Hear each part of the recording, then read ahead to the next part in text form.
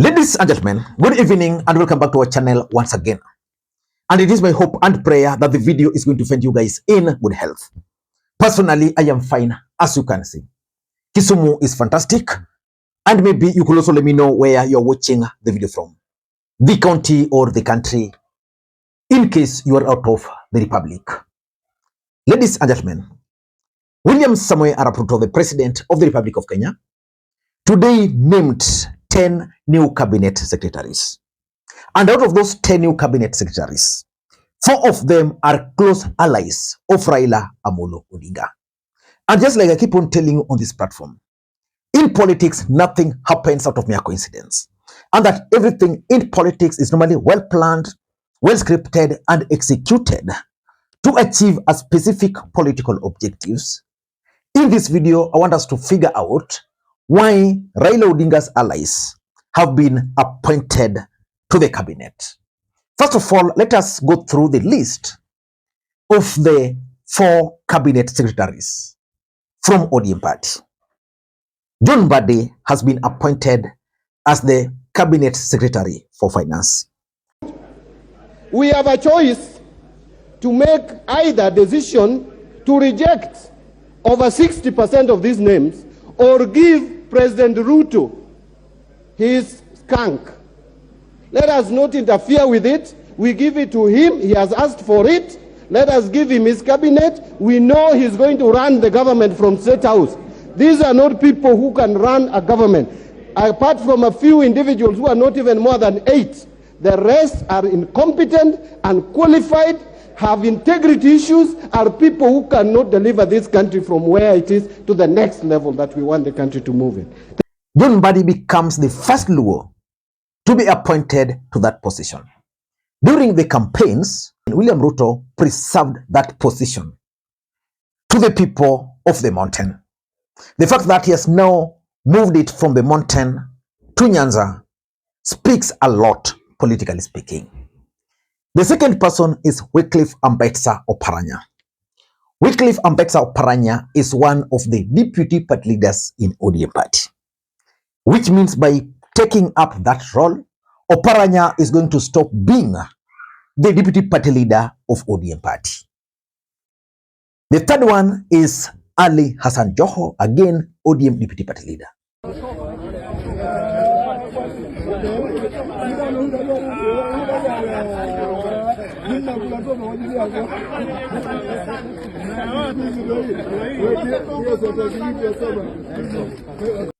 It means Joho is also going to stop being deputy party leader of ODM party because by law he's supposed to resign. And then we are also talking of the minority leader, Opiyo Wandayi, who is also going to resign as a member of parliament, and therefore is also not going to be the majority leader. The position of the ODM party, to which I belong. In fact, I don't just belong to ODM, I am a ranking member of ODM. For records, I am the Secretary for Political Affairs in ODM. And therefore I sit in the Central Committee of the party.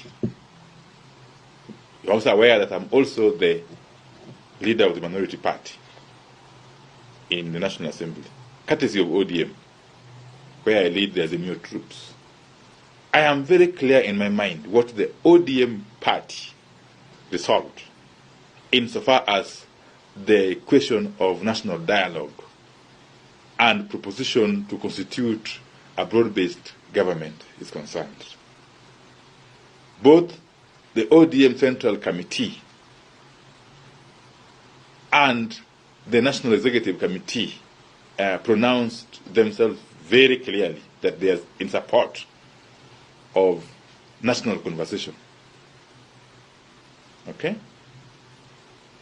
And they are in support of constructive engagement with the Kenya Kwanza government as a way of addressing national issues. Which means, in my view, Raila Odinga is also kind of reorganizing ODM party. And I am coming with that analysis later. But for now, I want us to figure out why Raila Odinga has allowed William Ruto to appoint his allies into the cabinet. But before you do that, for those who are watching this channel for the first time, please take a second or two, click that subscribe button so that next time we produce a video like this, YouTube will automatically notify you. And to the subscribers, I want to continue thanking you guys for your continued support. Because without that support, this channel cannot be where it is. Ladies and gentlemen, without any further ado, allow me to dive in. But again, before I dive in, allow me to introduce you guys to Lemfi. Lemfi is a mobile money app for users in the UK, Canada, and the United States of America to send money to Kenya. They offer the best exchange rates, and the money will be delivered directly into M-Pesa accounts in Kenya, Airtel Money accounts, and of course, if you want, the money will be delivered directly into your bank account.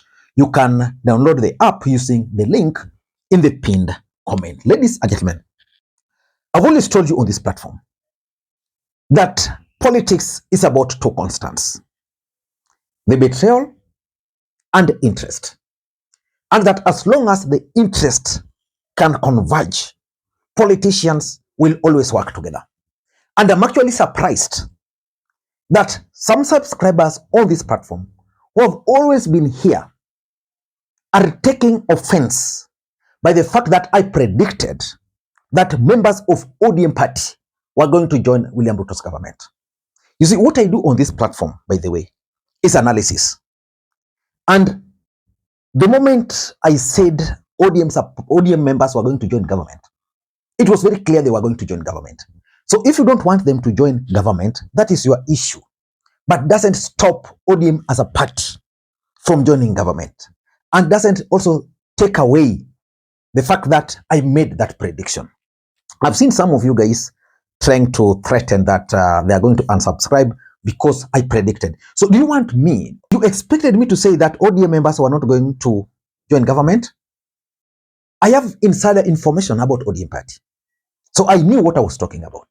So please, this channel is about analysis. We are not about here to please people. I'll not do that. I'll give you analysis, whether it is in your favor or not. But for me, I'll stick with the facts. Just like in the last election, I stuck by my facts that Raila Odinga defeated William Ruto. Nothing will change that. Ruto rigged. So even right now, there's a reason why William Ruto appointed these guys. And that's exactly what I want to explain to you guys here. First of all, who is surprised that Raila Odinga is working with William Ruto? Who is surprised? The fact is, people like Moses Kuria predicted this clearly way before the elections. So you cannot take me to court. Okay. Where's the prediction? Raila Odinga and William Ruto will work together After the elections. Na kuna watu wataachwa kwa mata. And you know, Baba, hii kitu mnaita, yes, he's in opposition throughout his life. But look at, he's always where in the warm corner of the opposition. Sio ile iko na baridi. Sio ile iko na baridi. So the interests of William Ruto and those of Raila Odinga are currently converging. That is the fact. And they're going to work together, whether we like it or not. Those are the facts. And the biggest casualty in all this is Rigathi Gachagua. Why? Because Rigathi Gachagua was used by William Ruto to destroy or to send Uhuru Kenyatta home. William Ruto achieved that objective. Rigathi Gachagua is now hanging there. Listening to Rigathi Gachagua before or after the election. Our former boss made the mistake. He brought people into government who did not believe in his vision. So wakakuja wakakoroga serikali yake. We cannot make that mistake.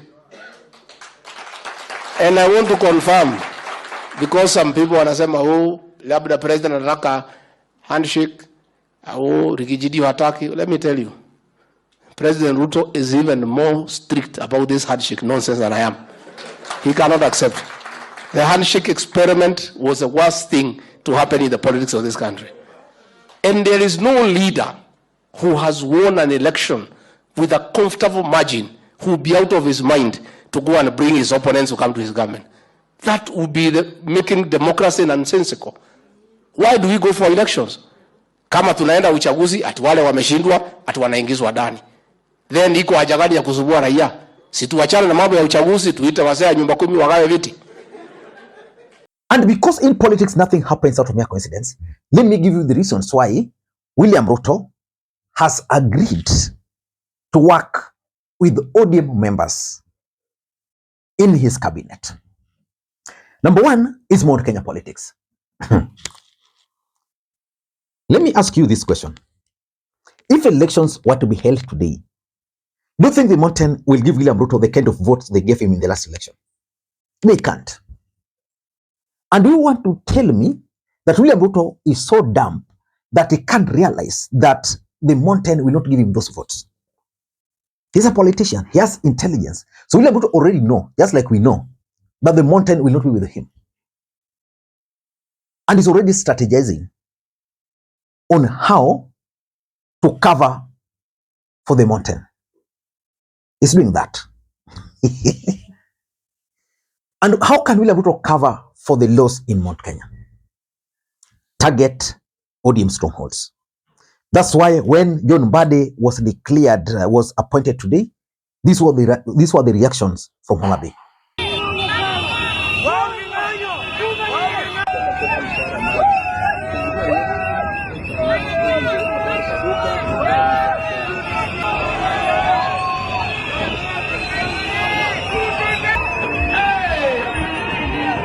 So it means, therefore, that Ruto is trying to deal with the mountain.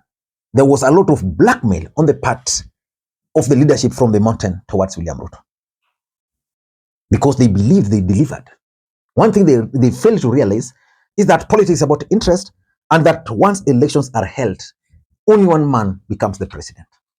Just like when you compete to become a member of parliament, whether someone is number 2 with less than 2 or 3 votes, doesn't matter. The fact is, there is only one winner. So William Ruto is trying to shed off that mountain so that he can compensate with the Raila Odinga strongholds. So that's number one.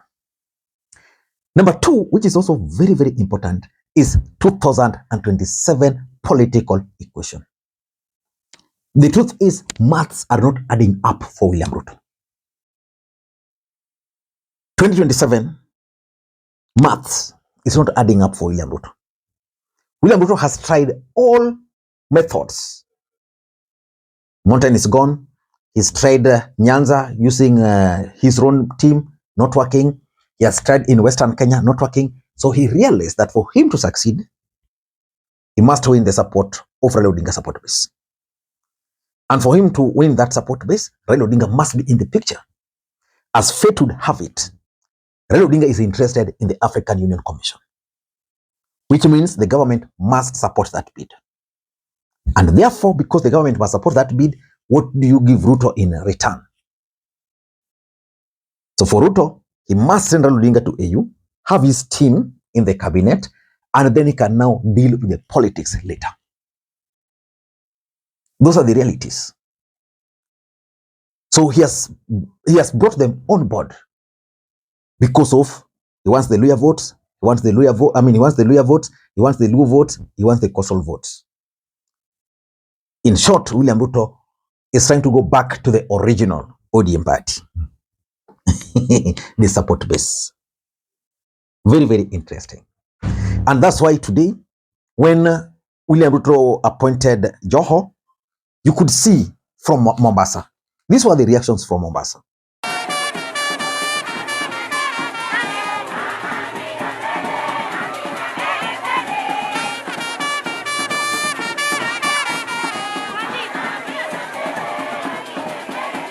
Shamba letu ni bahari.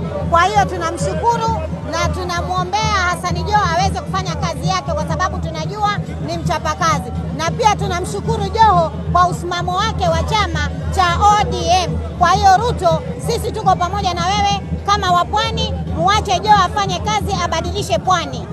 Mimi kama jamii tunaishi na walemavu hapa Mombasa, tumefurahia sana kupata fursa hii kuweza kujiwakilisha kikamilifu, kuonyesha furaha yetu ambayo tumepata kama wakazi wa Pwani.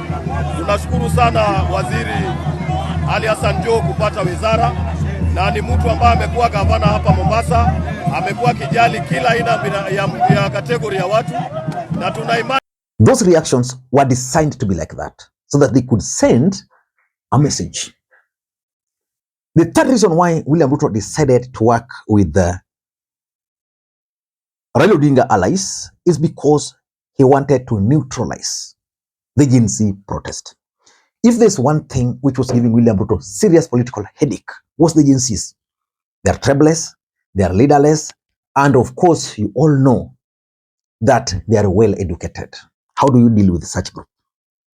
But as for now, we are going to cool down. Even for tomorrow, we are not going to go for the protest. We are cooling down because we are giving you time to work. If you work, tukiona una flow vizuri, we are good. But if you don't work, si kama Gen Z, bado tuko na nyinyi, tuko na wewe. The internet is still there. We don't have any leaders, but we'll attack you online. We'll still be with you. But as for now, we are cool. We are giving you a chance to work up there. Sisi tukumbuka kama watu wa bodaboda pia, give us a chance. Give us some jobs. Kuna youths hapa hivi, some of us are still going to school because most of us are university students kama Gen Zs. And very difficult. So William Ruto figured out that these Gen Zs were protesting. But if you have ODM on your side, the protest might not go to the scale they're supposed to go in most of ODM strongholds. I'm not so sure whether there are protests tomorrow, but I'm 100% sure that they've been neutralized. That's what William Ruto wanted. In Kakamega, I doubt if those protests will now go on. In Homa Bay, with the appointment of Mbadi and the reaction from the ground, I don't think. The first day of Gen Z protest, Mombasa almost took the trophy. I'm not so sure with the appointment of Joho whether Mombasa will still turn up for those demonstrations. So in short, William Ruto has neutralized the Gen Z protest. Let us wait and see how it's going to turn out. And this is why most of you guys are misquoting me. You see, my work is to analyze things like this. Yeah, it's a known fact I support ODM party, but it's not a known fact that I support all their moves. As a matter of fact, in ODM party, I'm always referred to as a rebel, for those who don't know. Because in my analysis, I say things the way they are. And lastly, William Ruto is also keen on stabilizing his government. I don't know, but when William Ruto named the previous cabinet, 6 were from the mountain. So right now, it means we still have 6 from the mountain. I think there's someone, Miano has also been added. No, Miano was previously added there. And then 6 or 7 out of 18, which means the mountain is still holding the highest number. But previously, you would easily say that the mountain was calling the shot, followed by the Kalenjin. So there was no stability. Even in Nyanza, William Ruto had a wallow, but he was not really recognized there. He was not really embraced fully. In coastal region, there was Mvuria and there was Aisha Jumwa. Now he has brought Joho. Joho will bring the stability of ODM as the dominant party down there. And of course, Mvuria being also another dominant factor in the coastal region. In Western, there was Ababu Namwamba as a cabinet secretary for sports. Now he's out, which means Oparanya is coming in. He comes with the Kakamega, the largest voting bloc. So politically, Busia normally is with Raila Odinga. So let us wait and see how all this is going to play out. But the fact is, there are also going to be casualties. One of the things which I'm foreseeing is the possibility of ODM party splitting. The camp which are opposed to ODM joining the government are likely to split. And because they also enjoy the support of the masses, they might really destabilize Raila Odinga. And considering the fact that Raila Odinga is also going to AU, it's also going to be a serious factor. And my prediction is that Simba Arati is likely to be the next ODM party leader. Simba Arati is likely to be the ODM party leader. I'm saying that because based on what I'm seeing, Raila Odinga going to AU means he will not hold party position. Mbadi is not in the picture. Joho not in the picture. Oparanya not in the picture. Wandayi not in the picture. Orengo is opposed to all these things, which means Orengo is also not in the picture. Professor Nyang' Nyong'o, I'm not so sure whether he'll be keen.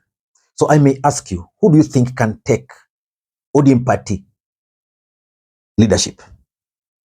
I'm foreseeing a situation where Edwin Sifuna is going to remain the Secretary General. Simbarati, the party leader. Maybe someone else is going to be brought on board as a deputy party leader. And someone from the Luo Nation likely to be the next ODM chairperson. So all those things are going to play in ODM party. And of course, the support of Uhuru Kenyatta, Raila Odinga is also going to lose that support. Because after the last election, Raila Odinga has stuck with Uhuru Kenyatta. Now that he's working with William Ruto, Uhuru Kenyatta is not with Ruto, is going to lose that support. And of course, lastly, there's also the Gen Z rage.